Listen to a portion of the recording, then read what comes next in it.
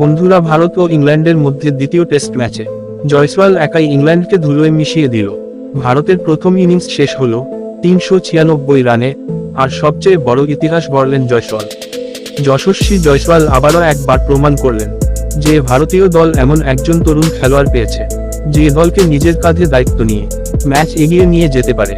22 বছর বয়সী জয়সওয়াল টেস্টে ডাবল সেঞ্চুরি করে সবাইকে তাক লাগিয়ে দেন। এটি তার টেস্ট ক্যারিয়ারের প্রথম ডাবল সেঞ্চুরি। 285 বলের মুখোমুখি হয়ে তিনি 209 রান করেন এবং 19টি চার ও 7টি ছক্কা মারেন, যেখানে নামকরা ব্যাটসম্যানরা রান করতে পারেননি। সেখানে একাই 200 রানের ইনিংস খেললেন ভারতের তরুণ এই ব্যাটসম্যান। ভারতের হয়ে টেস্টে ডাবল সেঞ্চুরি করা চতুর্থ ব্যাটসম্যান হয়েছেন তিনি। তার আগে সৌরভ গাঙ্গুলি, বিনোদ কুম্বলে এবং গৌতম গম্ভীর টেস্টে ডাবল সেঞ্চুরি করেছেন। গাঙ্গুলি 2007 সালে পাকিস্তানের বিরুদ্ধে 239 রান করেছিলেন এবং বিনোদ কুম্বলে গৌতম গম্ভীর জিম্বাবুয়ের বিপক্ষে ডাবল সেঞ্চুরি করেছিলেন।